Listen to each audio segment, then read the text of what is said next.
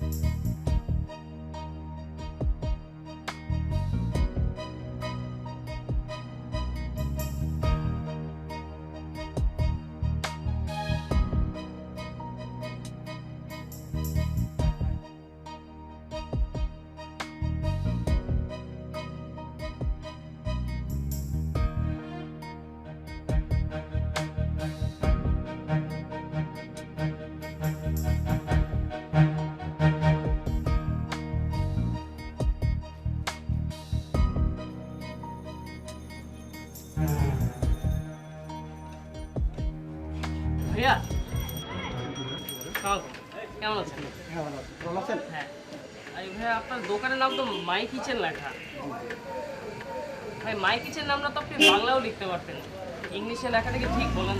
বাংলাদেশি আমরা সবাই, আমরা বাংলা ভাষাটাকে প্রাধান্য দেব। মানে আপনি ইংলিশে লেখেন, এটা কোনো ব্যাপার না, কিন্তু আগে আমরা বাংলাটা লিখে তারপর ইংলিশ লিখি, তাই না? এটা মানে আমাদের জন্য ভালো না? আমাদের তো সবার উচিত বাংলা ভাষাকে আগে প্রাধান্য দেওয়া।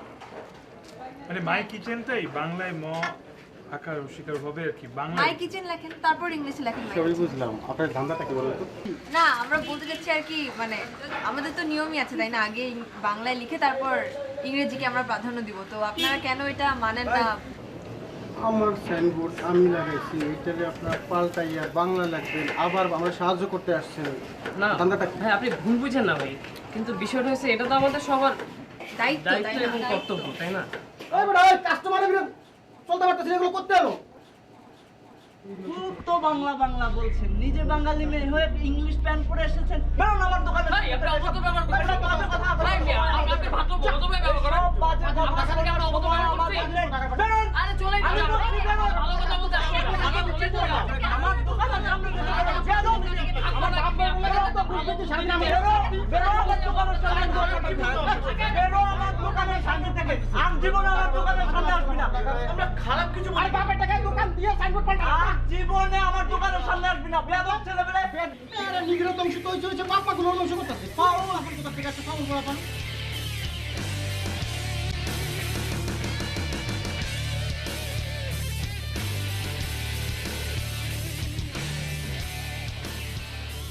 তো সেসব কথা বাদ দে।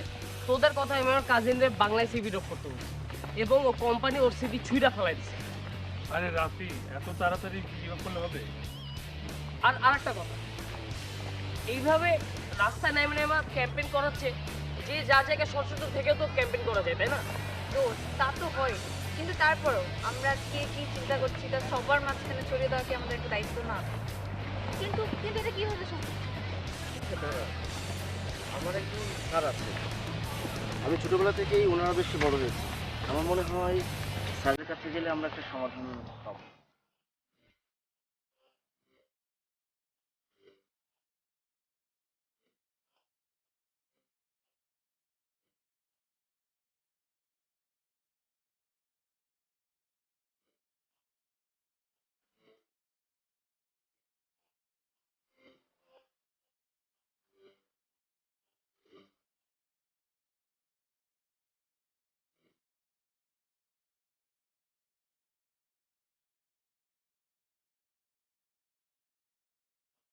আসসালামু আলাইকুম স্যার। ওয়ালাইকুম আসসালাম।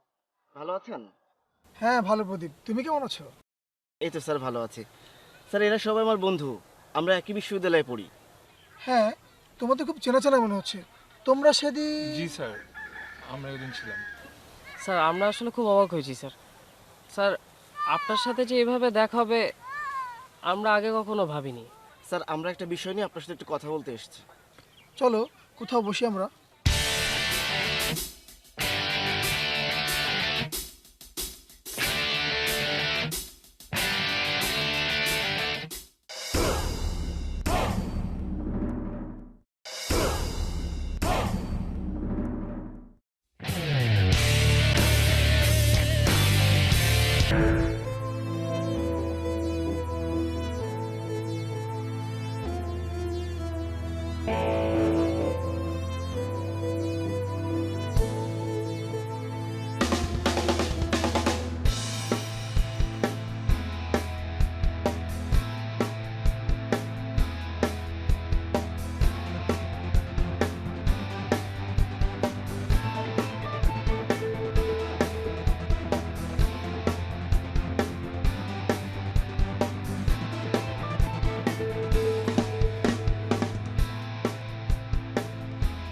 কোথায় যাচ্ছ? সারাদিন তো বাইরে ছিলা। স্বাধীনতা মানে এই না যে তুমি যখন খুশি ঘর থেকে বাইরে বেরোতে পারো। সবের মানে কি মা? মানে তুমি ভালো করে জানো কখন বাড়ি থেকে বের হও, কখন বাড়িতে ফিরো, সেটা আমি ভালো করে জানি। মতলবটা কি? মা, এতটুকু বিশ্বাস রাখো, তোমাদের সন্তান যা করছে ভুল কিছু করছে না। যা করছে তার ন্যায়, তার প্রজন্মের অহংকার।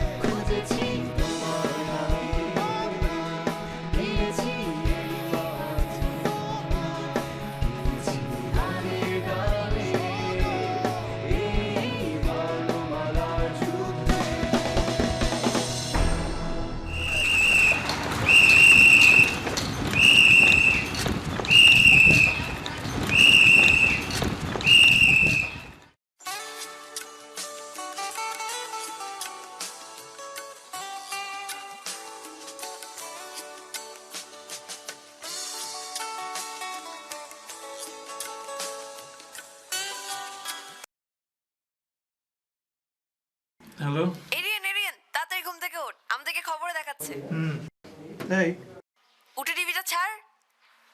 কোন জানলে? আচ্ছা আমি দেখছি দাঁড়া।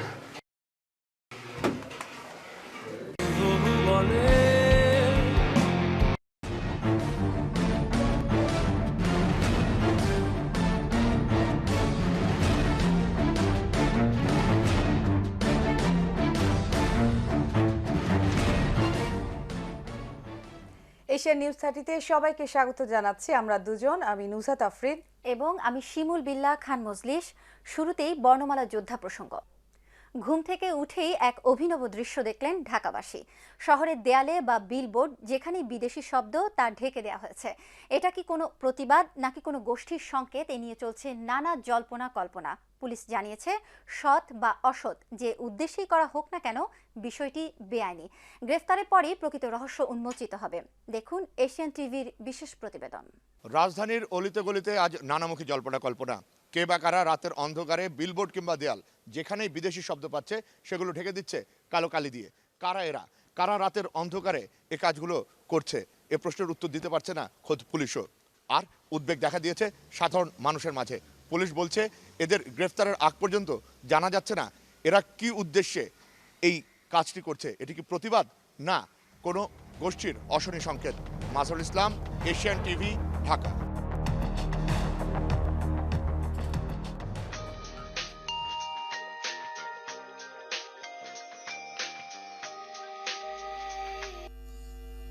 হ্যালো হ্যাঁ আফি, কই তোরা?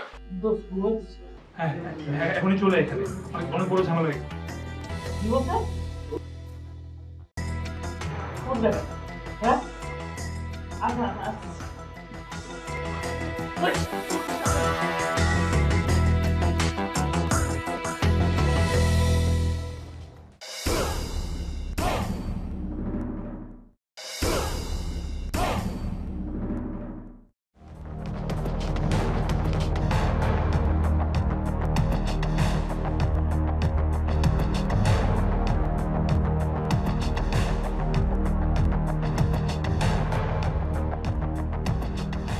আমাদের মূল বার্তাটা না আমরা পৌঁছে দিতে ব্যর্থ হয়েছি। একটা কাজের কাজ হয়েছে, এই বিষয়টা না মানে সবার মধ্যে আলোচনায় আসছে। এরিয়ান দোস্ত, আমরা মনে হয় ধরা পড়ে যাবো রে। মানে কয়েকটা ব্যাংকের সিসিটিভি ক্যামেরায় মনে হয় আমাদের ফুটেজ থাকতে পারে। রাজধানী জুড়ে ছড়িয়ে পড়েছে বর্ণমালা যুদ্ধের আতঙ্ক। রাতারাতি বদলে গেছে বিলবোর্ড ও ব্যবসা প্রতিষ্ঠানের চিত্র। শহর জুড়ে বিলবোর্ড, দেয়াল ও ফেস্টুনের লেখা উধাও। কালো কাপড়ে ঢেকে ফেলা হয়েছে বিজ্ঞাপনী সংস্থা ও ব্যক্তিগত প্রচারণার সকল তথ্য। এক রাতের ব্যবধানে এমন ব্যতিক্রমী চিত্র দেখে উদ্বেগ প্রকাশ করেছেন সকল শ্রেণী পেশার মানুষ।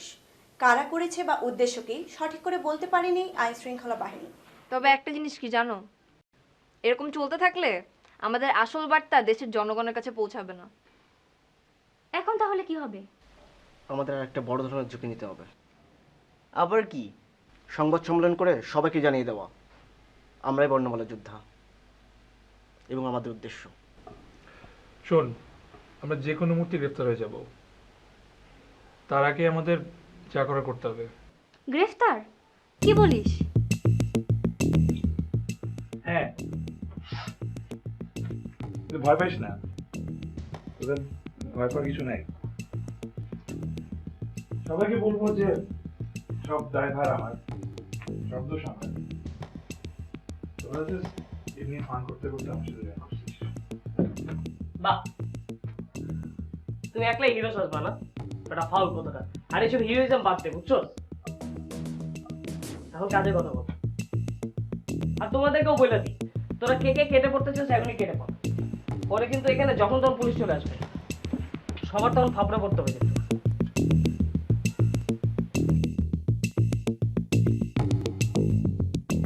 তুই যেখানেই যাবি আমি তোর সাথে সেখানেই যাব। এসব রোমান্টিকতা এখন বাদ দে, আসল প্ল্যান বল। আমাদের মূল উদ্দেশ্য এবং কেন এই কাজ, এটা নিয়ে একটা বিস্তারিত লেখা লিখতে হবে এবং এই লেখাটা ফেসবুক এবং বিভিন্ন ব্লগে পোস্ট করে দিতে হবে। আর অবশ্যই উল্লেখ করতে হবে যে আমরা অ্যারেস্ট হতে যাচ্ছি। আর 2 নম্বর জিনিস হলো, আমরা একটা সংবাদ সম্মেলন করব প্রেস ক্লাবে। এটা মিডিয়াকে খুব ভালোভাবে জানিয়ে দিতে হবে। পুলিশ তার আগে আমাদেরকে গ্রেফতার করবে। পালিয়ে থাকলেও সংবাদ সম্মেলনে যাওয়ার সময় আমাদেরকে ধরবে। কালকে আমরা প্রেস ক্লাবে যাব।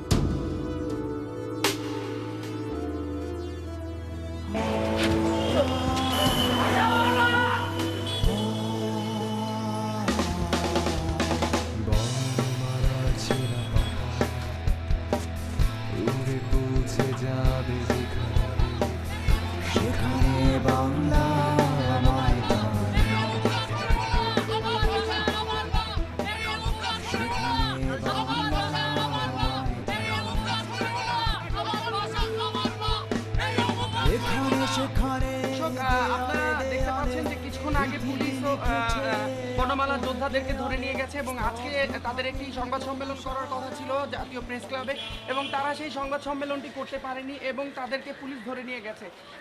তাদের স্লোগান ছিল হচ্ছে আমার ভাষা আমার মা, এই অপমান আমরা সইব না। আসলে তাদের মূল উদ্দেশ্য কি এটি আমরা এখনো এই ব্যাপারে আমরা এখনো নিশ্চিত না যে তারা কি রকম কাজ করতে চাচ্ছে এবং এই ব্যাপারে আমরা জানতে চেয়েছি এবং জানতে এখনো আমরা পাইনি। আমরা জানলে অবশ্যই আপনাদেরকে জানাবো।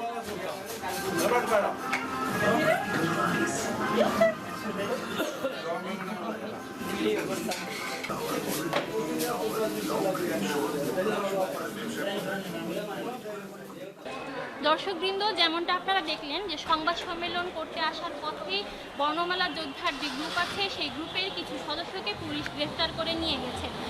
সংবাদ সম্মেলন করার আগেই গ্রেফতার হয়ে যাওয়ায় তাদের মূল উদ্দেশ্য কী ছিল সে সম্পর্কে আমরা কিছু জানতে পারিনি। এখন আমরা অপেক্ষা করছি যে এই ব্যাপারে পুলিশ কি জানায়, কিন্তু এই মুহূর্তেই আমরা জানতে পেরেছি যে বর্ণমালা যোদ্ধার আরেকটি গ্রুপ এখন এই মুহূর্তে সংবাদ সম্মেলন করছে। চলুন আমরা আপনাদেরকে নিয়ে যাই তাদের সংবাদ সম্মেলনে, দেখি তারা কি বলছেন। মামা আসি কইলাম জম্বো আইতাছে বর্ণমালা যোদ্ধারা। সম্মানিত সাংবাদিকগণ, আমি কোনো ভূমিকায় না যে আজকে সরাসরি কথায় যাই আমাদের, কারণ আমরা যে কোনো সময় গ্রেফতার হয়ে যেতে পারি। আমরা একটি বেসরকারি বিশ্ববিদ্যালয়ের শিক্ষার্থী। আমরা কিছু মূল বক্তব্য নিয়ে এসেছি আপনাদের কাছে পৌঁছে দিতে। আমাদের 5টি বক্তব্য আছে, সেগুলো হলো কর্মস্থলে বাংলা ভাষাকে প্রাধান্য দিতে হবে, তথাকথিত আধুনিকতার নামে বাংলাকে অবজ্ঞা করা চলবে না, সকল দেশীয় এবং আন্তর্জাতিক প্রতিষ্ঠানে সাইনবোর্ড বাংলায় হতে হবে, প্রয়োজনে পাশাপাশি ইংরেজি থাকতে পারে কিন্তু তা বাংলার পরে, কারণ বাংলা আমাদের মাতৃভাষা, আমাদের সকলের উচিত আমাদের মাতৃভাষাকে প্রাধান্য দেওয়া। বাংলা ভাষাকে বিকৃতকরণের প্রবণতা রুখতে হবে, আর এর জন্য সামাজিক আন্দোলন গড়ে তুলতে হবে। আর সবশেষ বক্তব্য হচ্ছে সারা বছর দেশের সকল শহীদ মিনারের পবিত্রতা রক্ষা করতে হবে। আপনি কি মনে করেন এতে বাঙালিরা কি পিছিয়ে পড়বে? চীনা জাপানের দিকে একটু তাকান না, দেখুন ওরা নিজেদের ভাষা নিয়ে কিভাবে এগিয়ে গেছে। নিজের শিকড়কে মূল্যায়ন করলে পিছিয়ে নয়, আরো এগিয়ে যাওয়া যায়। আপনাদের কথা ঠিক আছে, কিন্তু আপনারা কালো কাপড় দিয়ে সাইনবোর্ড ঢেকে দিয়েছেন কেন? হ্যাঁ, এই বিষয়টা আসলে সবার কাছে পরিষ্কার করে দেওয়া উচিত। কালো কাপড় দিয়ে সাইনবোর্ড ঢেকে দেওয়াই আমাদের মূল উদ্দেশ্য ছিল না। আমরা এটা করেছি শুধুই আপনাদের দৃষ্টি আকর্ষণ করার জন্য। খুব যে অন্যায় করেছি তা তো নয়। যারা নিজেদের ভাষার সম্মান দিতে জানে না তাদেরকে একটু শিক্ষা দেওয়া হলো। কিন্তু আপনারা তো এর জন্য গ্রেফতার হতে পারেন, আপনাদের শাস্তি হতে পারে। এর চেয়ে অনেক বেশি তো বাউন্ডারি সে বীরেরাই করে গেছে, তারা তো তাদের প্রাণ দিয়েছে, আর সেখানে আমরা এতটুকু কাজ করতে আর কি ভয় পাবো বলেন? আমাদের চোখে সবাই সমান। আমরা যোদ্ধা, তাই কোনো কিছু তোয়াক্কা না করে ভয় না পেয়ে আমরা সেই ভয়কে জয় করে আছি।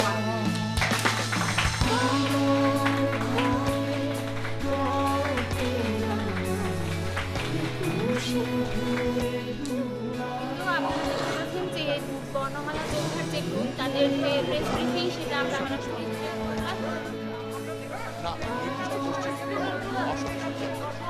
আপনারা জানেন যে ওনারা বলেছেন যে ওনাদের হাসান ইসলাম, এশিয়ান টিভি, ঢাকা।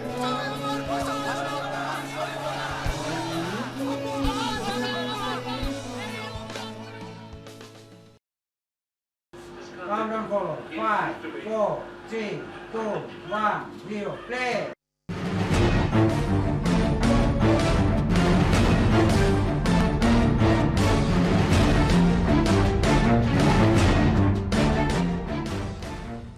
প্রিয় দর্শক, আপনারা জানেন টক অফ দ্য কান্ট্রি একদল তরুণ তরুণী শহরের বিলবোর্ড ও দেয়ালে বিদেশি শব্দ মুছে ফেলেছে। তারা গ্রেফতারও হয়েছেন। তবে তাদের দাবির প্রতি সাধারণ মানুষের সমর্থন রয়েছে। এ বিষয়ে কথা বলতে এশিয়ান টিভির স্টুডিওতে উপস্থিত আছেন জনাব শহীদুল আলম, মাননীয় মন্ত্রী, স্বরাষ্ট্র মন্ত্রণালয়। মাননীয় মন্ত্রী, আপনাকে স্বাগত আমাদের স্টুডিওতে। আপনারা আসলে তরুণ তরুণদের এই ভাবনা নিয়ে কি ভাবছেন? আমরা তরুণ তরুণীদের এই ভাবনাকে আমি মহৎ বলবো এবং সৎ বলবো, কিন্তু তাদের এই প্রতিবাদের পদ্ধতিটি বেআইনি, আর সে কারণেই বাধ্য হয়েই পুলিশ তাদেরকে অ্যারেস্ট করেছে। আর সুখের বিষয় হচ্ছে যে আইনি প্রক্রিয়ার মধ্যে থেকেই তাদেরকে মুক্তি করবার সমস্ত ব্যবস্থা অলরেডি নেওয়া হয়েছে। তাদের চাওয়ার সঙ্গে আমি ব্যক্তিগতভাবে একমত। তারা চেয়েছে সারা দেশে বাংলা ভাষার প্রচলন সঠিকভাবে হোক, এবং মহামান্য আদালতও কিন্তু এই নির্দেশনা দিয়েছেন বাংলা ভাষাকে সারা দেশে সঠিকভাবে প্রচলিত করতে হবে। আমি আমার দেশের জনগণের কাছে দাবি করব যে আপনারা যে যার জায়গায় দাঁড়িয়ে বাংলা ভাষাকে গুরুত্ব দেবেন, সঠিকভাবে যেন বাংলা ভাষা প্রচলিত হয় সেই জন্য সহযোগিতা করবেন। এটি আপনার মায়ের ভাষা, এটি আমার ভাষা, আপনার ভাষা, আমাদের দেশের ভাষা, বাঙালির ভাষা। আর তরুণ তরুণীরা যারা এই মুভমেন্ট করেছো, তোমাদেরকে বলবো যে তোমাদের সাথে আমাদের আলোচনা হবার জন্যে দরজা সবসময় খোলা আছে। তোমাদের প্রতিবাদের ভাষাটি কিন্তু আসলে বেআইনি ছিল। আমরাও তোমাদের মতো ভালোবাসি আমাদের দেশের ভাষাকে, বাংলা ভাষাকে সারা পৃথিবীর মাঝে ছড়িয়ে দিতে চাই। তোমরা আমাদের সঙ্গে আলোচনা করে ভবিষ্যতে সমস্ত কর্মসূচি পালন করবে এই আশা করছি।